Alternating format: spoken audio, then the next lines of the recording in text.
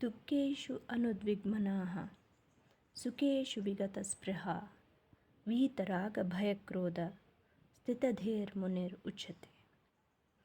One whose mind remains undisturbed amidst misery, who does not crave for pleasure, and who is free from attachment, fear, and anger, is called a sage of steady wisdom. Vidya Vinaya Sampanne Brahmane Kavihastini Sunichaiva Swapake cha Pandita Samadarshinaha.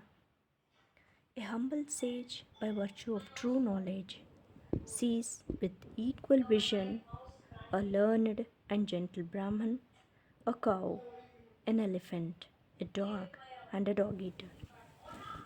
Jittu Krishnamurti says, harmonious perception of whole and not fragmented perception of life can resolve one's conflict, and one can live wholesomely. Not because it is mentioned in scriptures, nor because great compassionate people have discovered and preached it, but by self inquiry and deep understanding, one does come to see for oneself that when differences are perceived as such, there raises misery and conflict. Misery and conflict are not those uncomfortable situations that mind goes through.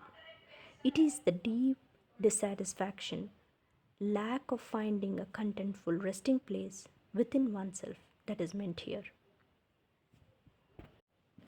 Having established that fragmented perception of life is the source for conflict, let us see how one can come to see life as a wholesome, unitary movement.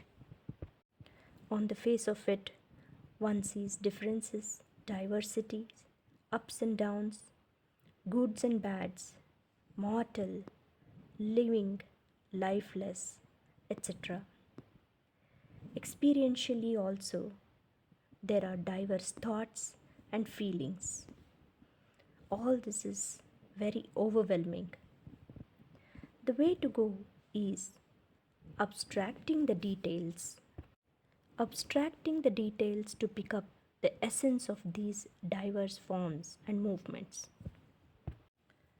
Just like how very many different worldly quantities are all abstracted into mathematical numbers, hence facilitating to capture the underlying essence of quantity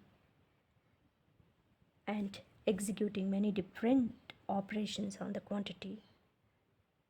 Just like this, we have to go about and do abstraction of the whole life, forms and movements. I'll give you a totally different seeming example here, plus just be with me. Now consider a cube in a 3D coordinate system. Now we can imagine rotating this cube across different diagonals. This act of rotating is called rotational translation. We see that these translations are done on whole cube, and we also discovered that cube is symmetrical and does not show any change due to these rotational translations. Likewise, say we perceive water. We say one sees water, but in reality, when we go deeper, there is no object, there is no subject, or there is no action. It is just a unitary movement happening in awareness, which is seeing itself as water.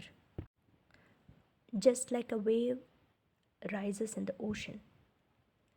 Likewise, perception of water is like awareness raising like water.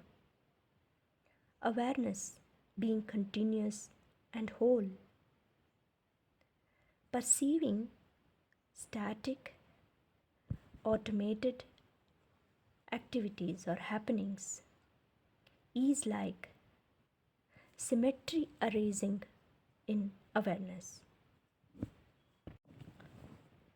When dynamism arises in awareness, that is the perception of all different things, like different thoughts, ideas of good and bad, actions for improvements, actions of destruction, actions of change, all kinds of operations under some kind of agencyship. So, when the diverse differences of life are abstracted to these level, what we are left with is the source or the absolute base, which is awareness. It's only awareness which is by its own nature doing its own awarenessing. This is the harmonious perception of life that may leave no scope for conflict without any need for any change or practice or effort. Just discovering a home of complete content.